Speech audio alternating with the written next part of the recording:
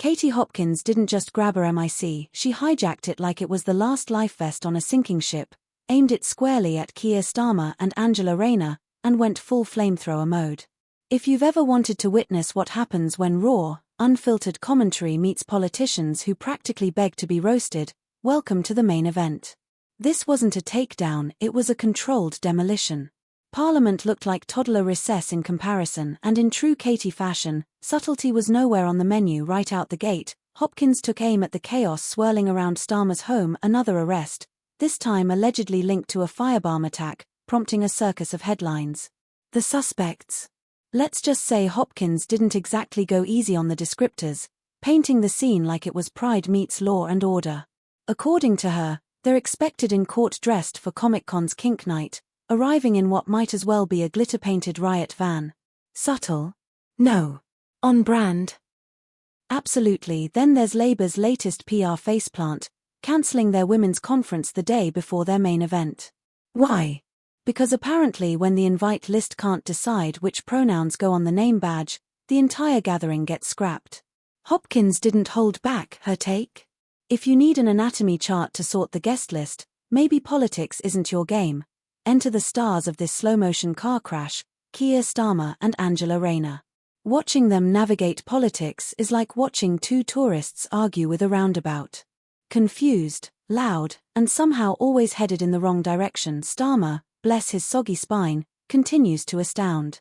His leadership style lands somewhere between buffering internet and damp paper towel, limp, patchy, and easily torn under pressure. 1 week is a knight in shining armor for the working class, the next is channeling Thatcher-era austerity like it's retro chic.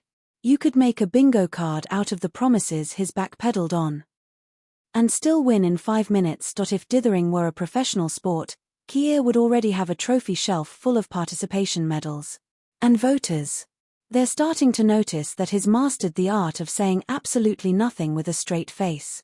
His all-suit, no spine. Then there's Rayner, the loudest person in any room who somehow still manages to say the least.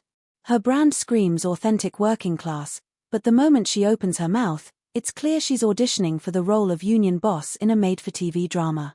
Her solution to everything? Shout louder. Policy.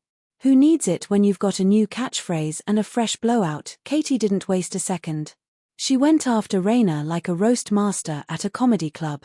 According to Hopkins, Rayner talks revolution but votes like she's applying for tenure on a corporate board.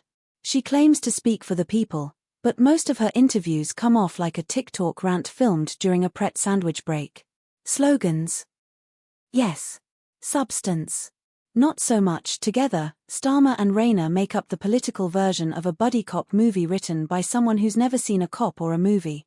They're supposed to lead the charge, but half the time they're just stepping on their own shoelaces. Starmer mumbles, Rayner yells, and somehow the car still crashes into a wall made of broken promises and Twitter drafts. Hopkins saw the mess, lit a match, and watched it burn, not with tea in hand, but with a petrol can and a maniacal grin. And just in case the chaos wasn't enough, she looped in the war in Ukraine and took a swipe at Trump's diplomacy style for good measure. According to her, appeasing Putin might be an old-school tactic, but it's still in play, and the old world still calls the shots when things go south. Hopkins's real venom, though, was reserved for Starmer's disappearing act. According to her, the man changes direction more than a wind vane in a monsoon. One moment he's making speeches about integrity, the next is trying not to trip over his own policy U-turns. His public image? That of a substitute teacher trying to control a classroom with laminated worksheets and overly sincere nods. Hopkins roasted him so thoroughly, you'd think he needed aloe just to read the headlines. As for Rayner, Hopkins painted her as a TikTok politician, all noise, no notes. She's built a brand on standing up for the little guy, but her votes say she's more into preserving the status quo while yelling over anyone who notices. Hopkins came for her style, her slogans, and her substance, or, rather, the glaring lack thereof, and their chemistry. Less power duo and more public service announcement on how not to lead. Watching them work together is like following a GPS with one speaker stuck in reroute and the other yelling turn left into a brick wall. Hopkins didn't just point it out, she grabbed a megaphone and screamed it across the internet. So if you thought British politics couldn't get more absurd, Katie Hopkins just proved it can and will as long as people like Starmer and Rayner keep showing up with press kits and no plan. If you made it this far, don't forget to like, subscribe, and hit the bell icon.